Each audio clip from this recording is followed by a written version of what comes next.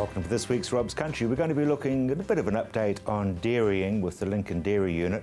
We're also going to be talking about keeping your community together and how you can actually do that. And we're also going to be talking, obviously, cropping with Dennis Carter, but rural broadband. It's under your focus again. It is again.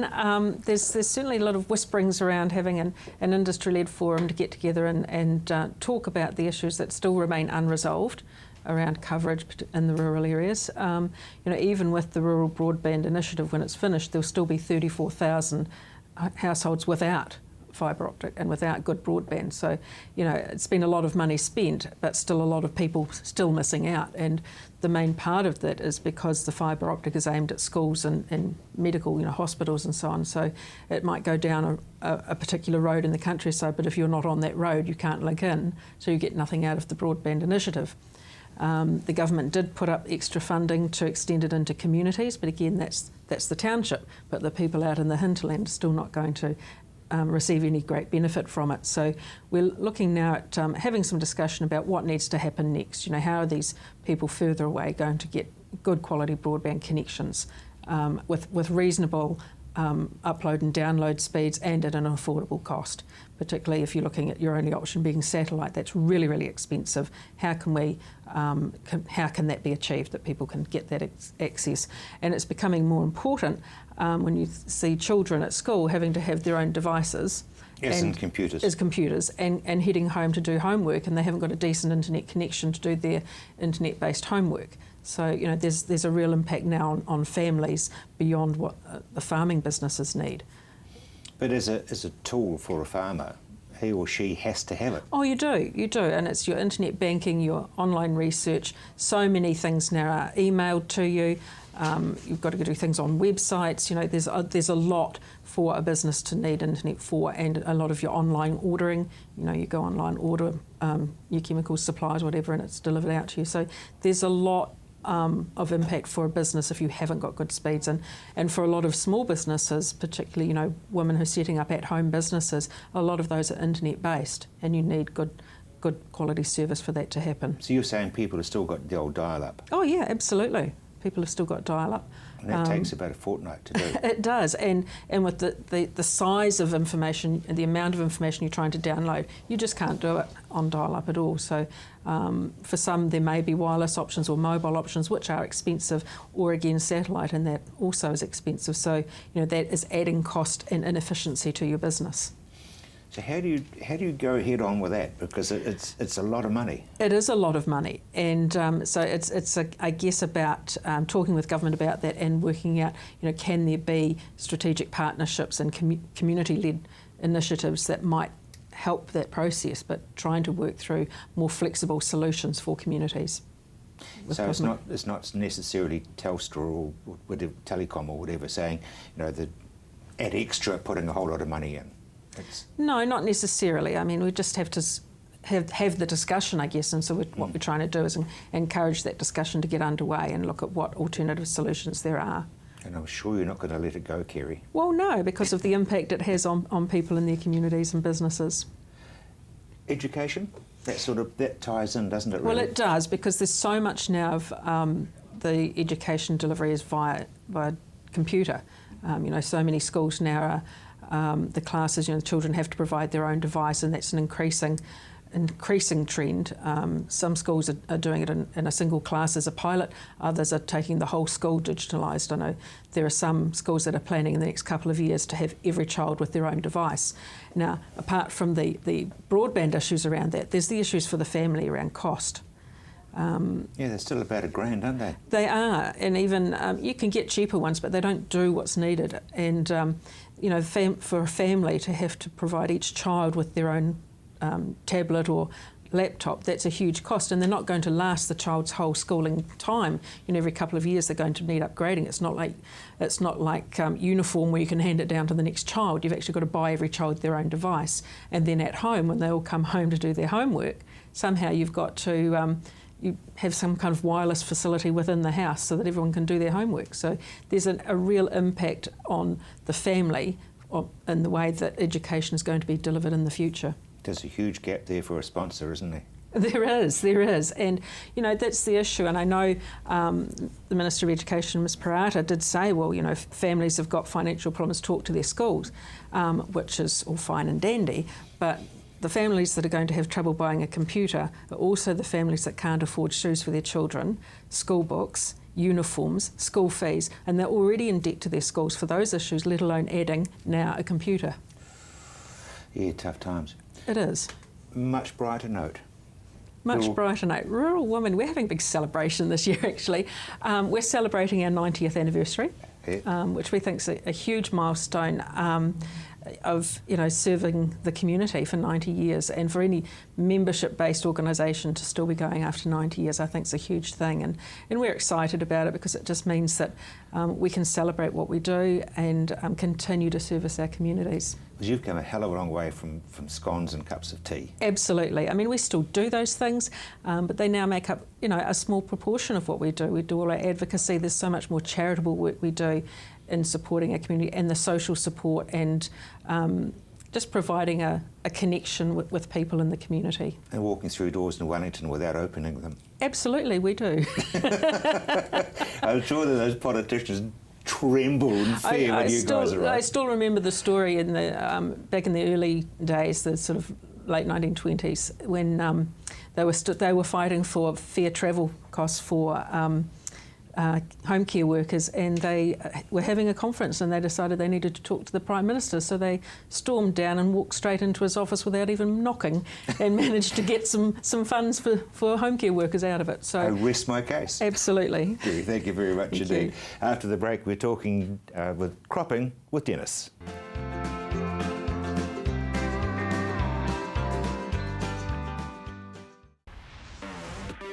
With all the latest innovations in the world of technology, Shift has everything you need to stay informed and in the know. Shift, 2:15 on Monday, right here on CTV. We asked ourselves, what statement sums up our company culture and sets us apart from others? Serving one another. It means we have respect for our customers, our workmates, our suppliers, and the communities in which we live and work. These are the things that matter to us. Serving one another is the foundation of our business. HEB Construction, the total infrastructure package. When we come back, William Huell from the Ministry of Business, Innovation and Employment will tell us about their technical guidance for rebuilding and repairing properties in earthquake-affected areas right here in Canterbury.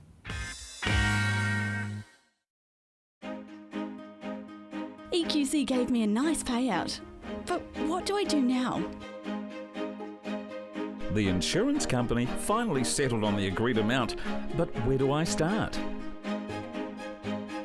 There's so much to organise. Who do I call first?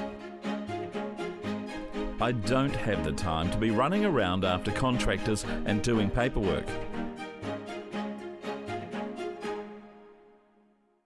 Irrigation is the future for farming in New Zealand, but like any technology, you can't be expected to get the most out of it on your own. Hydro Services is the key to maximising your results. On-farm irrigation management, minimising drainage losses, minimising power usage and maximising efficiency. Soil moisture solutions, soil water holding capacity assessments, resource consent applications and on-farm workshops, all there in the one place. Hydro Services, your one-stop for irrigation management and soil moisture measurement solutions. Don't get caught out. With the Super Mini Booster, the power is in your hands. As the smallest power pack in its class, the Super Mini Booster will get you back on track in no time. Trusted by leading professionals, the Super Mini Booster has all the power you need. Super Mini Booster, the power is in your hands.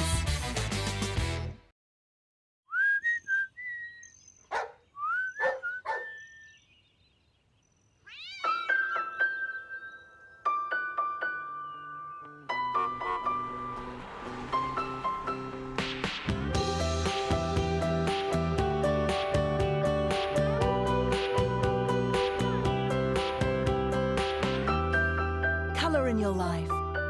Colour Steel, the roof of New Zealand.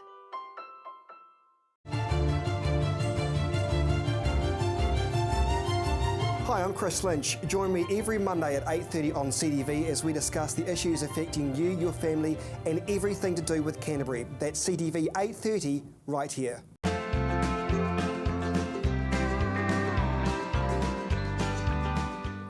Welcome back to Rob's Country. I guess irrigation's come into its own. Without a doubt, Rob, and you can see it everywhere, and those with it are really enjoying it and using it. Haven't enjoyed the costs of applying it and the number of work hours that's required, but certainly they can see the worth of that capital plant sitting out there working for them.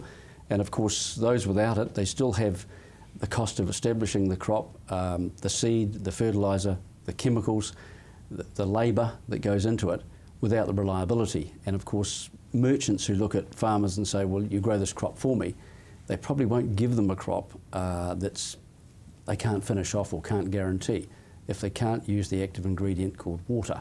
And there is restrictions coming in some places. Absolutely. Some farmers have used over their annual allocation, so they're finished for the year. There's restrictions on streams and things like that, so that's pretty horrendous. There's guys who have used more than they should in their 14-day period.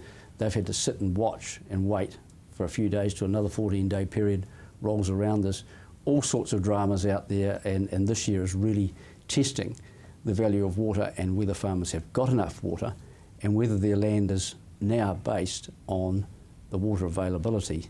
We're talking to Dr. Tony Davern later in the program, so I'm sure we'll get an update from him. But yes. How is the season looking harvest-wise? Real mixed bag, Rob. Anything from autumn barley at 3 tonne to the hectare, travel down the road to irrigated autumn barley and 9 tonne plus per hectare.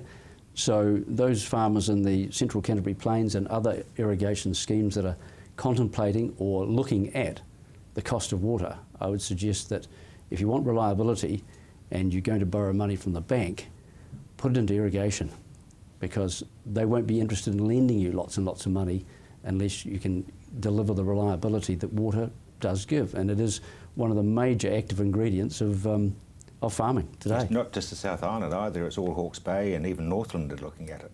Absolutely, absolutely. It's so one of our... As I said, we'll catch up with Tony shortly. But you mentioned merchants, I guess you should be in close touch with them? Absolutely.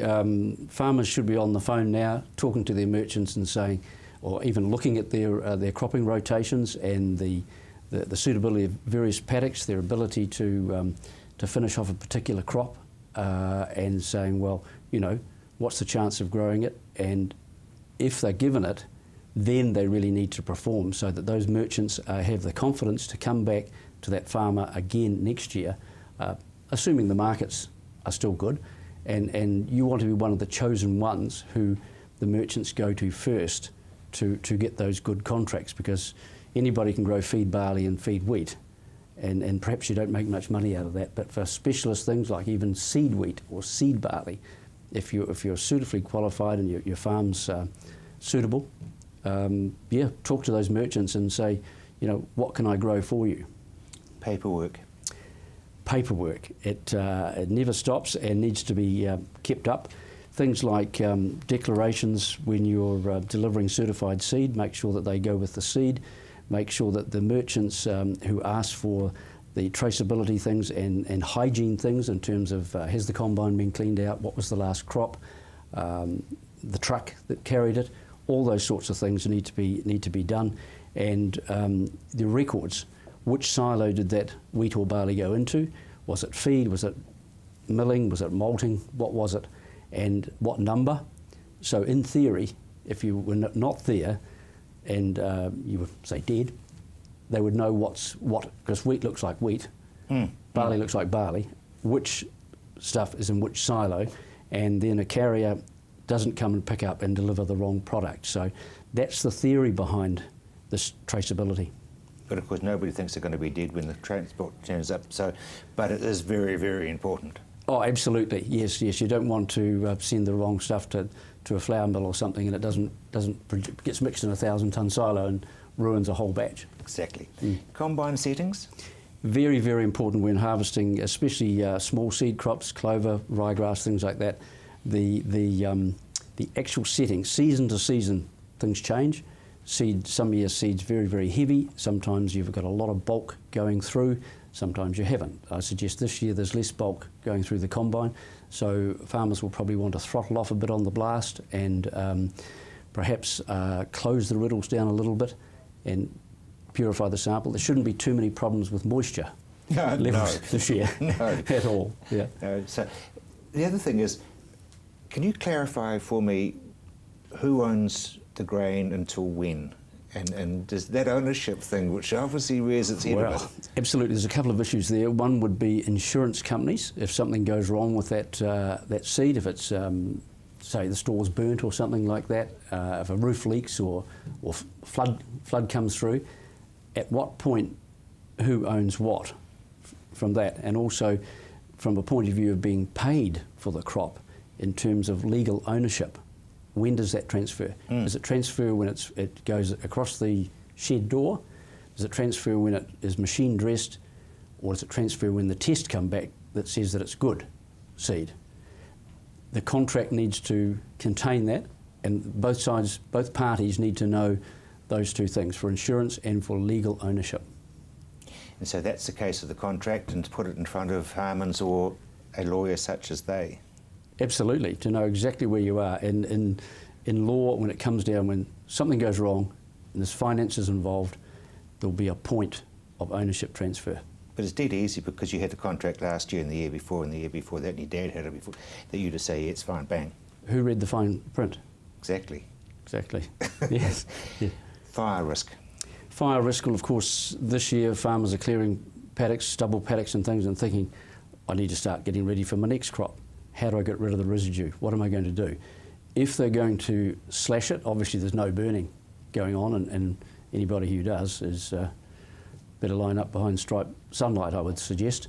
But certainly, certainly, I would think if you're going to slash it... But I hadn't heard that before. Striped sunlight, you haven't heard that one? No. Okay. Yeah. Yes.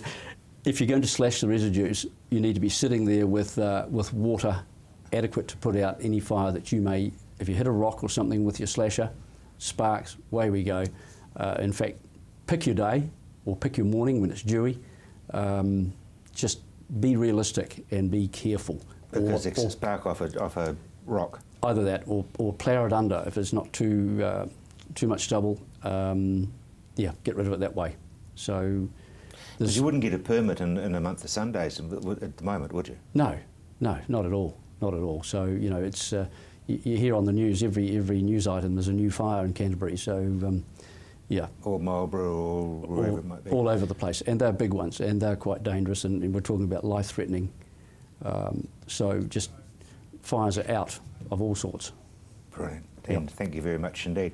Speaking of the season, I caught up with Peter Hancox from the Lincoln Dairy Unit to see how his had been. No, the season's been a sort of different season. Certainly started out with sort of a colder spring, but a dry spring. Then reasonable start to the summer, but it's been pretty dry for the second half of the summer. When did it hit? Well, we're pretty good right up till January, but then it's sort of all of January was really warm, and certainly warm at the minute. So, but you've got irrigation, and you've got any restrictions? No restrictions on irrigation, but even here with good irrigation, we're still struggling to keep up. The dry spots are showing out. So anywhere it's a bit thin? Yes, yeah. So seriously, you can't keep up with it? Oh, no, we can, but certainly you see the high dry parts and that, so even with good irrigation, we're still struggling to keep up a wee bit. You normally used to top, are you still doing that? We're doing a wee bit of pre-graze mowing, so in front of the cows we'll be mowing the odd paddock, trying to hold quality. Is quality a problem? It certainly has been with the heat. We're working with restricted nitrogen this year, so we're only using 150 kgs of N for the whole season. So through January we haven't put any nitrogen on, and with the heat and no nitrogen, sort of the pasture's been wanting to go to seed, so we've lost a bit of quality through January. What did you used to put on, if you're putting on any of that much on now? Oh, well, it's varied over the last 3 or 4 seasons. We used to have a self-limitation of 200 kgs of N per hectare. But over the last 3 years we've had, well, sort of previous 2 years ago we had the clover root weevil, so we have put up as much as about 350 kgs of N for a couple of seasons, just to compensate for the loss of clover. And has the weevil been conquered? Certainly, to a certain extent, there's still a small amount of it around, but we've certainly got a lot of clover back in our pastures now. So how do you treat that weevil? Well, we don't. It has a parasitic wasp that actually eats the weevil. We were lucky that it actually followed the weevil here, so we didn't have to release the wasp. So it did take care of it eventually.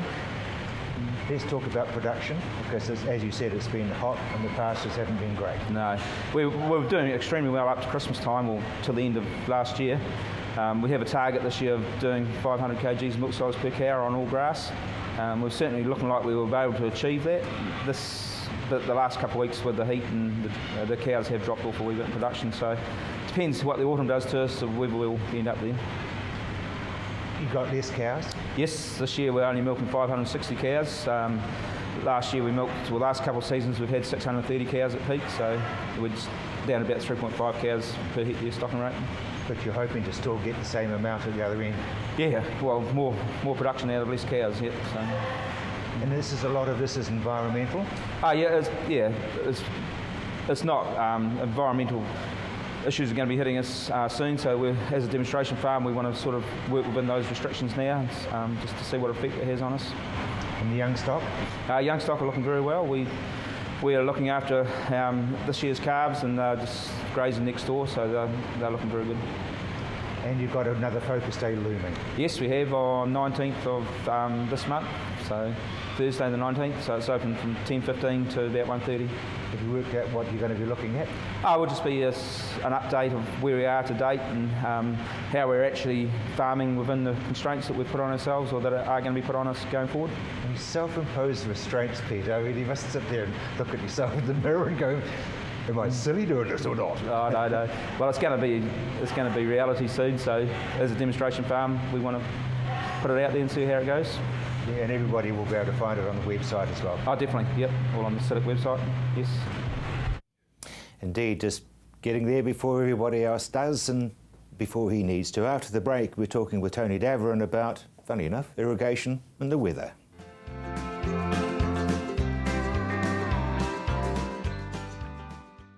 If you're looking for a real estate agent that is willing to go the extra mile to give you complete peace of mind, then look no further. Karen and Barry Ellis from Harcourt's Twist Care Realty are here to work for you. They believe in their brand and actively work to get you the best possible result. From start to finish, Karen and Barry Ellis will take the stress and hassle out of buying or selling. Karen and Barry Ellis, licensed agent REAA 2008.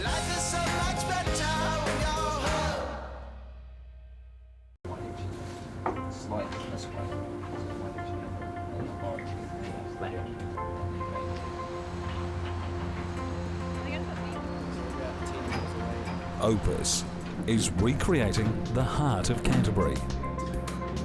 From large-scale projects to commercial buildings.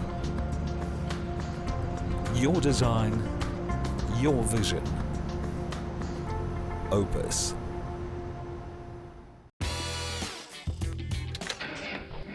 Don't get caught out.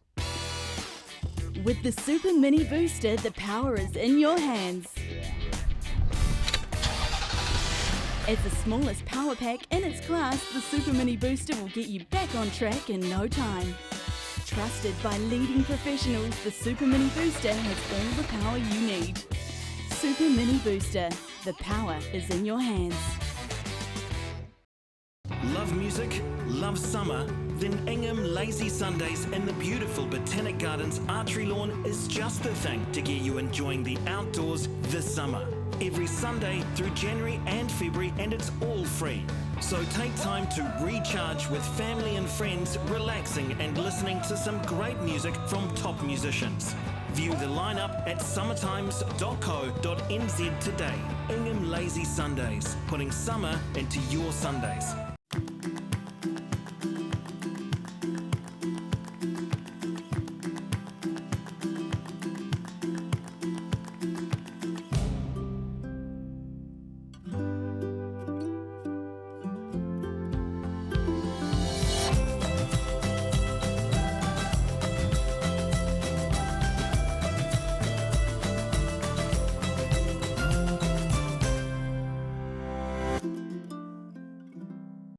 Canterbury Live, coming to you live each day, Monday to Friday at 10 o'clock. We bring lifestyle choices to you. We're going out and about and bringing all that's wonderful here in Canterbury. Canterbury Live, 10 o'clock, Monday to Friday.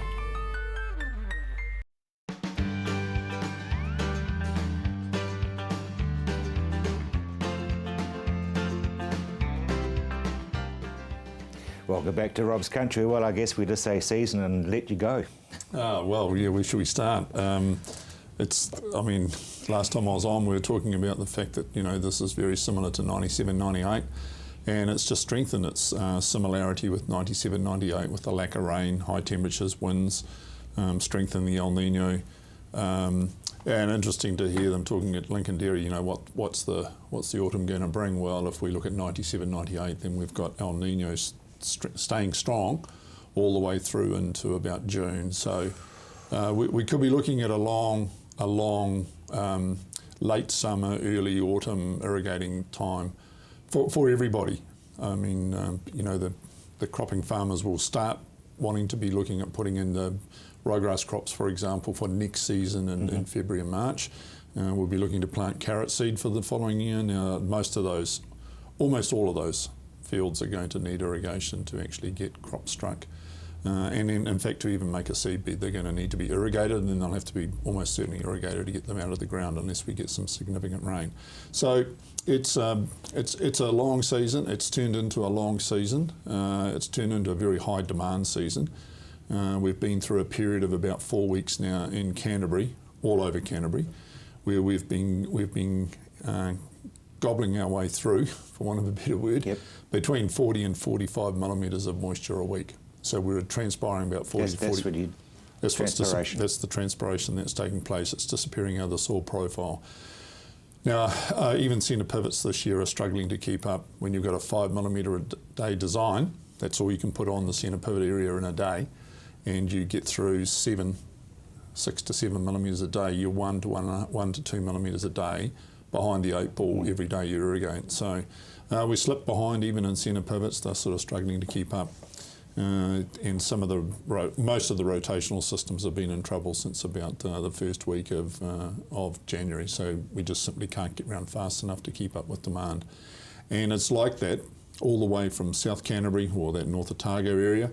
It's like that all the way. I was in Gisborne last week. It's like that all the way until you get to Waipuka around the North Island. And it progressively gets a little bit better as you head towards Gisborne. Gisborne last week, Tuesday night, Wednesday, Thursday morning, they had about 40, 45 millimetres of rain over 3 or 4 rainfall events. They picked up quite a bit out of the easterly. Go back to Hastings, Napier, and they had about 10 millimetres, so it didn't really help them out very much. And then there was just virtually nothing on the way back.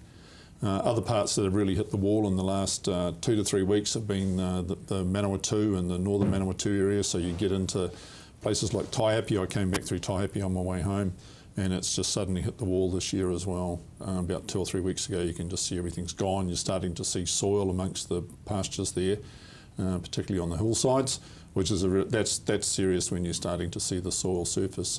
There's no cover on it.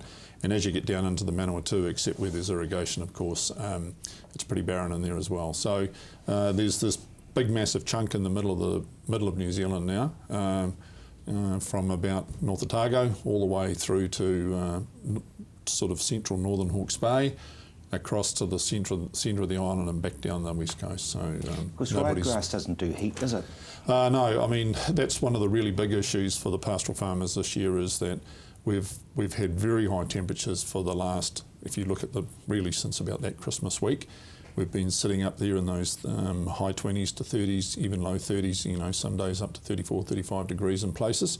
Ryegrass really wants to grow in that sort of 14, 15 degrees to about 21 degree temperature range. It's a real cool temperate climate crop. And once we get those consistently high temperatures and we keep nighttime temperatures that are relatively high as well, just wants to go to seed. And even if it's watered? Even if it's watered, it's still going to go to seed because, it's only cooled down for a few minutes as the irrigator goes over the top. And the temperature suppression isn't all that much. I mean, if you look at the temperature suppression in the soil, for example, when an irrigator goes past, even if you're irrigating groundwater, get about a 1 degree change in soil temperature for about an hour.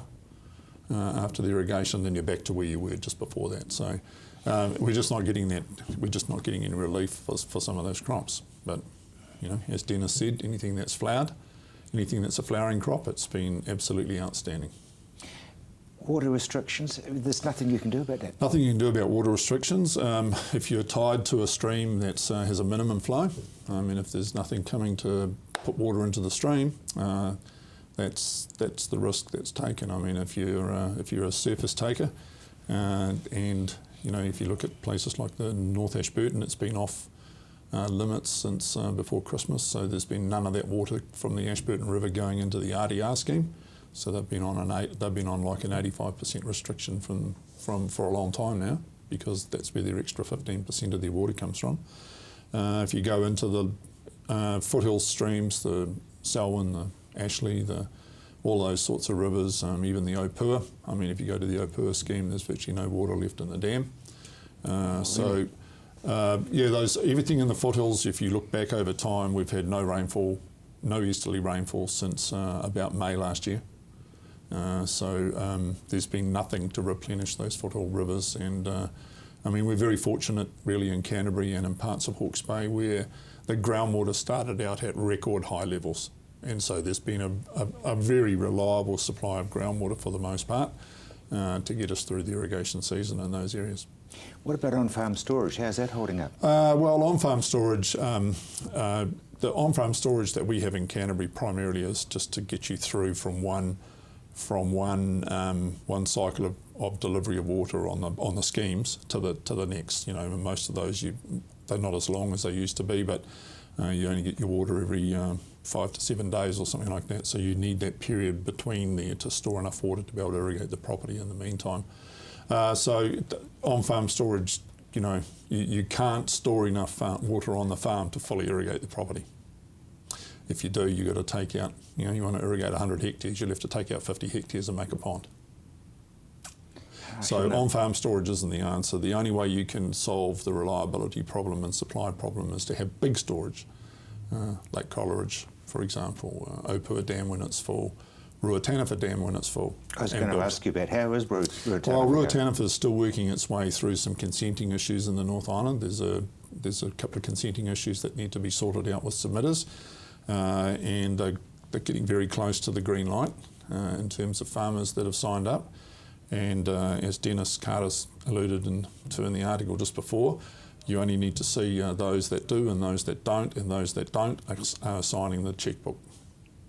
There's nothing like a decent drought to bring them to their senses. You're right. When you know, I've heard of even worse yields than Dennis has been talking about. I know of a farmer that harvested just over 100 tonnes of wheat off 90 acres. On very good soils. Now that doesn't quite make Dennis's 3 tonnes to the hectare, makes just about 2.5 tonnes to the hectare. Well, 2.5 tonnes to the hectare, and if you're getting $400 a tonne, doesn't pay too many bills per hectare. No, not when you look at your input costs. No, it probably barely covers cost in that dryland. So, yeah, the benefit of water is you know, probably fourfold this year. Are we just about to the stage where we can't rely at all on dry land? Well, yes and no. I mean, you only have to go back a season, and the dryland guys had a pretty good season.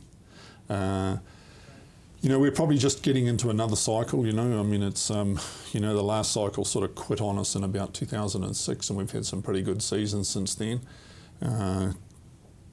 Believe it or not, in global warming, you know, if you look at cycles and you look at previous years, this season is so similar to 97, 98. Probably weren't even thinking about global warming in 97, 98. But what we did have in 97, 98 was an incredibly strong and late developing El Nino system. Everything sort of, all the sea temperatures and sea pressures and Southern Oscillation Index sort of dropped into line about Christmas time, whammo. Westerly weather, southwesterly weather, no rain, nor'westers, high temperatures. And Al Gore was only interested in politics. That's dead right. Tony, thank you very much indeed. Obviously, communities are exceedingly important when it comes to the rural sector. We're now going to meet somebody who's actually proven that it does work and you can, in fact, get a very close-knit community. Well, I guess that the place brought us here, really. We've had a holiday home here for some time, and we've been coming and going for the last 20 years out of Wellington.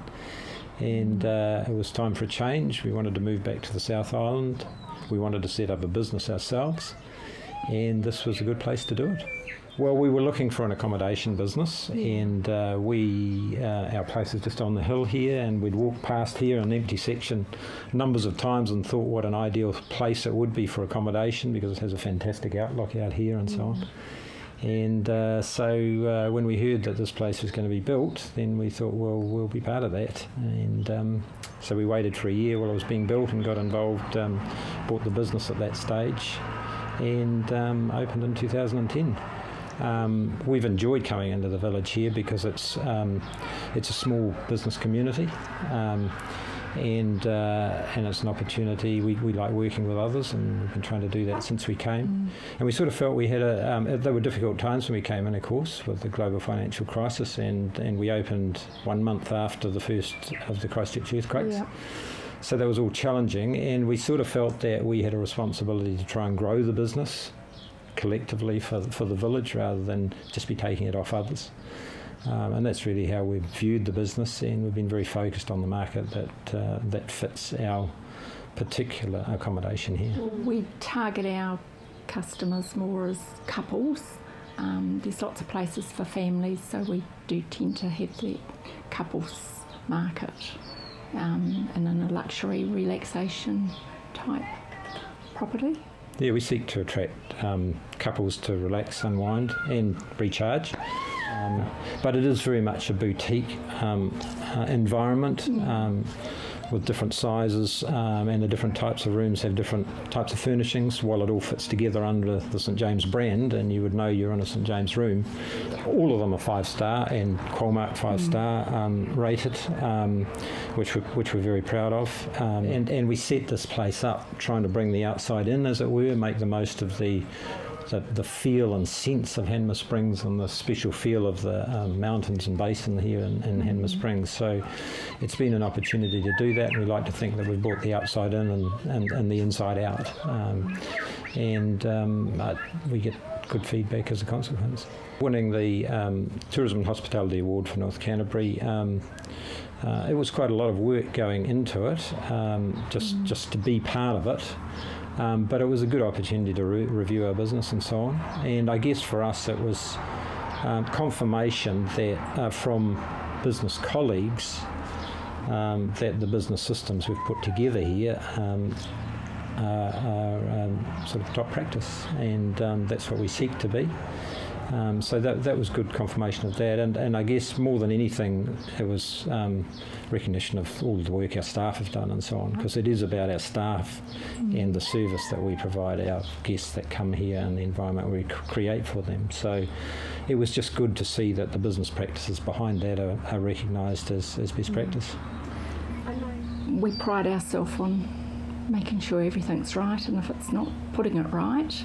Yeah, I think our mantra with our staff and so on is that our difference is the detail, and they take pride in doing that. And I think the Business Award and the great accolades we've had on online reviews and so on is a consequence of our staff being part of that. And we try to foster a team environment with them, and employ people that we think are going to feel part of our business. You do have to love what you do. You're here 24/7, and it's like having a baby. You need to look after it, and it's hard to trust somebody else with it. It's because it's your business, it's your reputation. You need to make sure it's right. So in a nutshell, the St James provides the luxury accommodation part of the Hanmer Springs experience. We expect our people to get the very best of service, and to come here and be able to relax, unwind, recharge, and when they're ready, do some more active things. So that's what we provide. We enjoy providing it, and our guests seem to enjoy receiving it, and we enjoy being part of that Hanma community, which I think is very special. The environment, it's a nice place. It feels nice to be here in Hanma Springs. It feels nice for us to be here at the St James, and we hope our guests find that as well. Key word there, community, and the phrase is working within it. After the break, we're going to be talking about getting two-way radios and how you can do it without much money.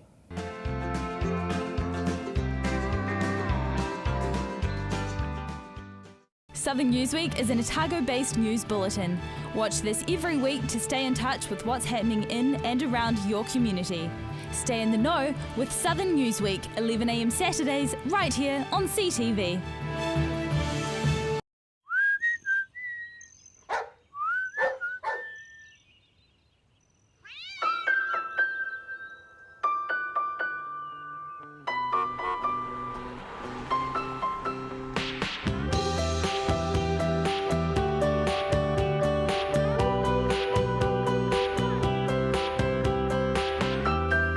Colour in your life.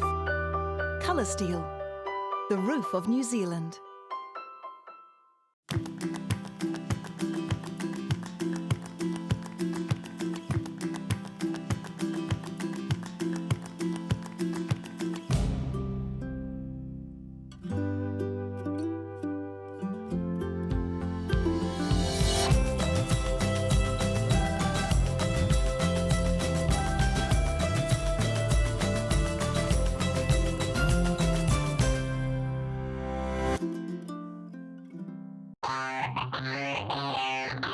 Whatever the adventure, Abbey Road is Kaikoura's streetwear specialist. With a wide range of clothing for any weather and any condition, including possum merino, Abbey Road has you covered. Abbey Road Kaikoura. Don't get caught out. With the Super Mini Booster, the power is in your hands. As the smallest power pack in its class, the Super Mini Booster will get you back on track in no time. Trusted by leading professionals, the Super Mini Booster has all the power you need. Super Mini Booster, the power is in your hands. Hi, I'm Mark and welcome to Staywell Pharmacy. At Staywell Pharmacy, we do more than just dispense prescriptions. If you're looking for a new perspective on your health options from a qualified health professional, then come in and see us. We have 2 private consultation rooms where you can discuss your health needs with our team in confidence. We combine the best of the health food shop and a pharmacy to give you a holistic approach. For a new direction in your future health, call us for an appointment. Staywell Pharmacy. Live well, stay well. Canterbury Live, coming to you live each day, Monday to Friday at 10 o'clock. We bring lifestyle choices to you. We're going out and about and bringing all that's wonderful here in Canterbury. Canterbury Live, 10 o'clock, Monday to Friday.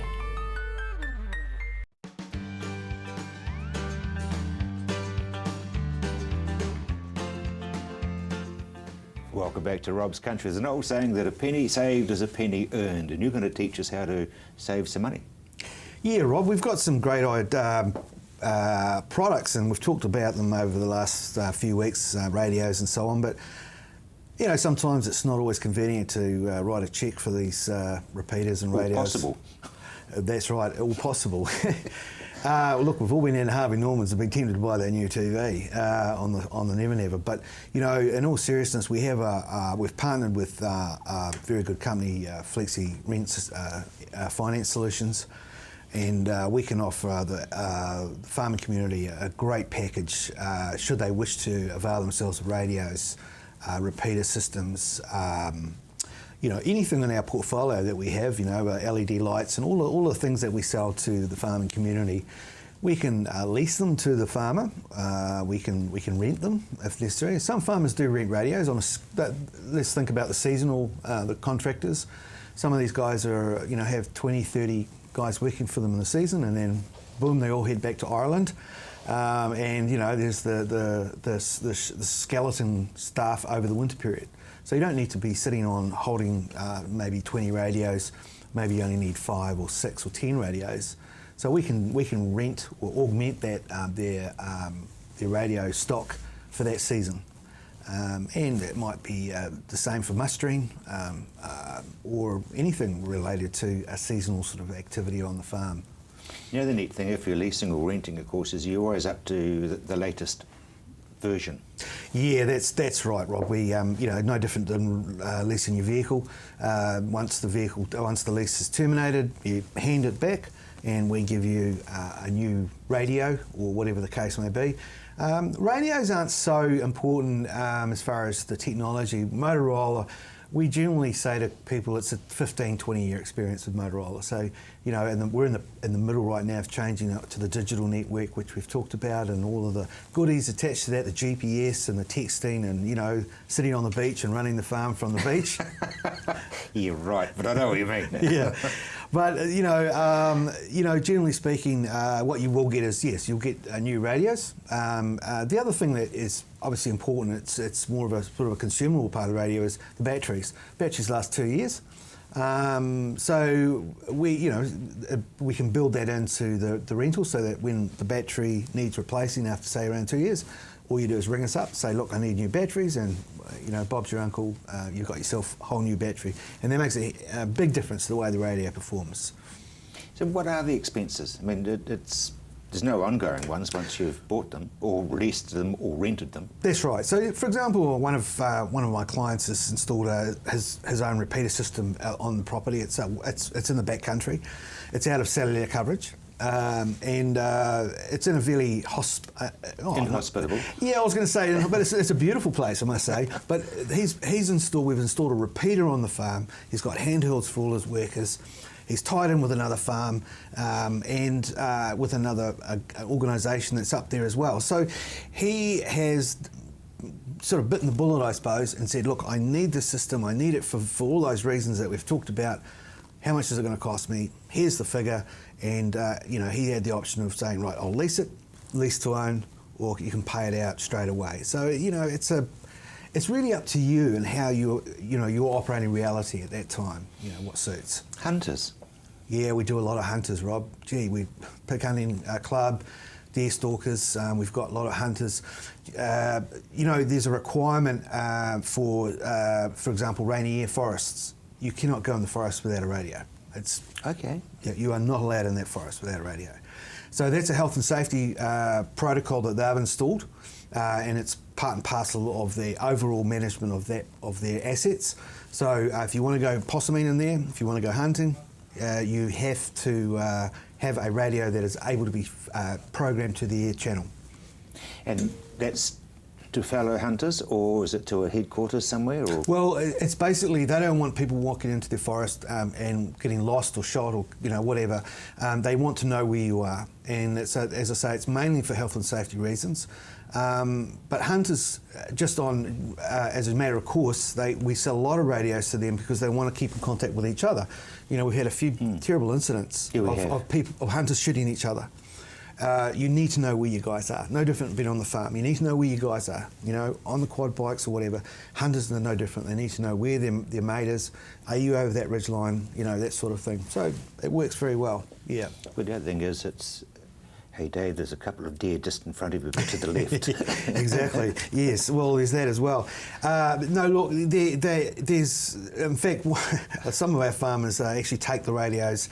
If they're hunting inclined, they'll just grab the radios off the farm. We can install what they call a simplex. That's just a radio to radio, so you can turn it into your own little private hunting radio. Oh, okay. So is that the sort of thing we're looking at? Correct. The one that's got your name on the side, so obviously that's your demonstration one. Yeah, this one. This is kind of the upper end of that radio of the Motorola range. But basically, yes, it's that kind of radio, smaller aerial. We can program multiple channels in there, but having that simplex in there means that you can just flick to there and you can just talk amongst yourself. You might go out fishing, And the other one is put one in everybody's cars, because if cell phone coverage isn't everywhere, and if somebody is heading back from town and gets into trouble. Yeah, that's right. Yeah, we could talk here for about a month, couldn't we, about the uses of them? Yeah, you could. At the end of the day, it's about efficiency, safety, and saving money. Dave Dredge, thank you very much indeed. You're welcome. After the break, we're talking Federated Farmers.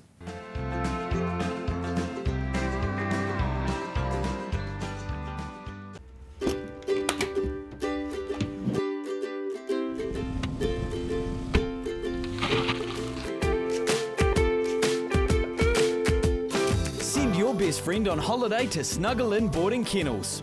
We pride ourselves on having a safe, clean and fun environment for your canine companion. With heated floors, an indoor-outdoor flow, large play and exercise areas and room service provided by our experienced animal care staff, Snuggle In is simply the best for your pet. Blackwells has a proud history presenting leading vehicle brands, extensive backup and service for a total one-stop driving experience. Holden, Mazda and HSV new and used vehicle sales, servicing, parts, paint and panel, Isuzu truck sales and service, all together in one convenient location. More selection, more value, more quality and more reasons to make Blackwells your #1 choice. Visit Blackwells today, corner Waterloo Racecourse Road, Sockburn or online at blackwells.co.nz.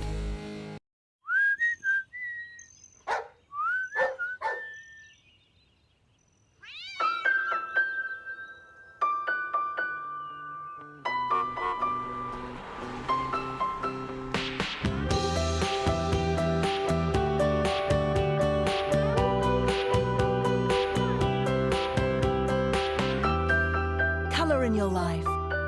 Colour Steel, the roof of New Zealand.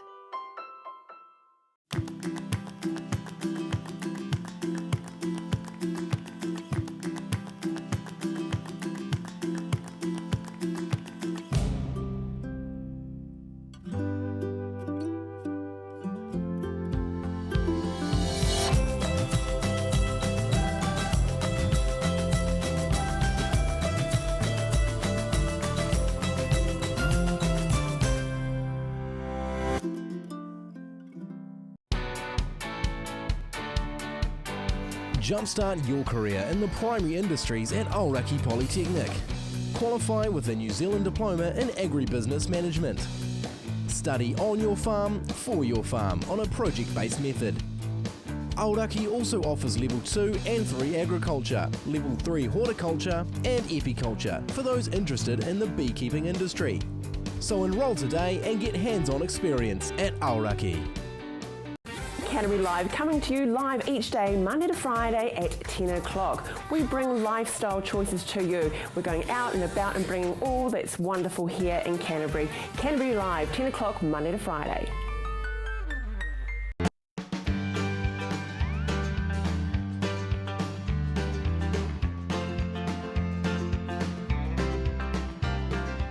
Welcome back to Rob's Country. Judith, obviously the drought, which means you need strategic plans, and Federated farmers are right there. We certainly do, Rob. We've had a challenging season with the terrific hot conditions.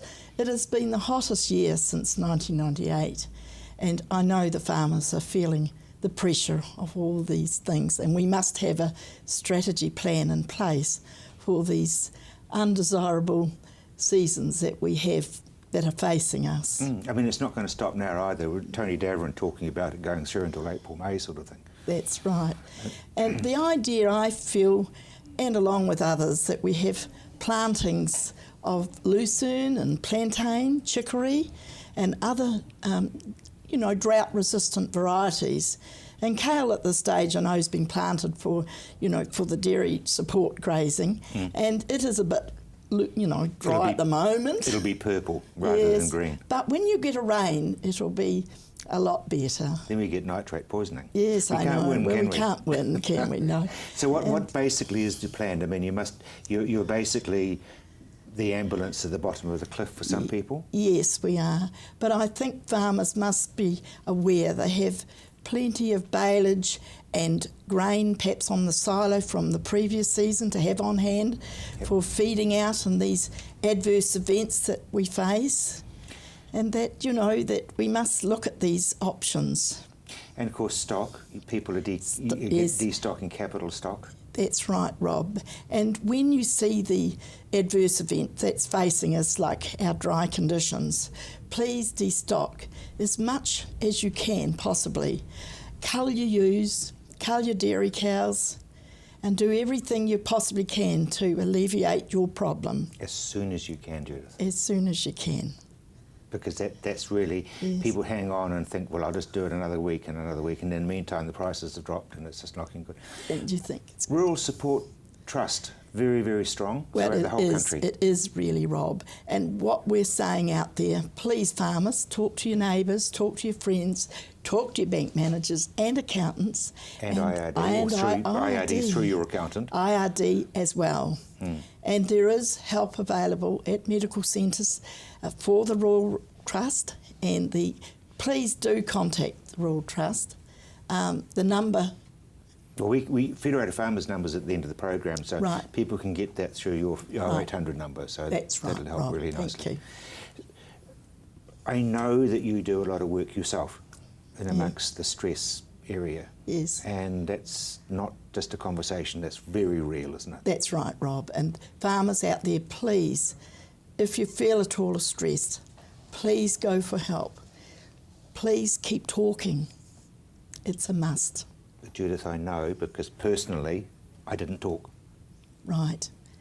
So that's how it is, Rob. Yeah, it is. And what we're looking for is perhaps having social gatherings in our local districts, so that sometime we can have a couple of beers and around. It doesn't need to be formalised, does it? I mean, you don't need to have a whole lot of psychiatrists and people there. You just to sort of get out. And I guess, knowing you, that if you invite somebody and they say, look, no, really, no, that you'll get somebody to go up the drive and pick them up and bring them there anyway. That's right. There's always a cuppa at home, and you're always welcome. Seriously, I want to dwell a wee bit on this not talking to people, because to me, having walked in the shoes, that I found the only person I could talk to was the GP, because they were totally impartial. Yes, but that's okay, Rob, but they still need other people to support you around that network. Yeah, but they don't talk to them. No, our local GPs have had plenty of this discussion, and they said they do need help too, to help people as well. It's not always easy for them. Because the statistics, especially in the last couple of months, have been terrifying. And I'm not going to say what they are, but they are terrifying. They are, Rob. And that's been hard in my situation too, Rob. So, yes, so it's all happening out there. So please, farmers, if you're at all worried, there is help. Yeah, and basically it's not just the farmer themselves, but the farmers' wives or the farmers' husbands or whatever it may be. The farmers' wives are very important to the farmer. Absolutely. It's a great asset. Well, I always consider that they're both farmers. Yes, they are. Most wives do help their farmers, but a lot are off farm, having to do work. Yes, indeed. Well, all power to your elbow, because if we can save one person from doing something drastic, we've made a difference. So Judith, thank you very much indeed. Yes. Federated Farmers phone number, as I said, you can also get hold of the Rural Support Trust through them on your screen with others now.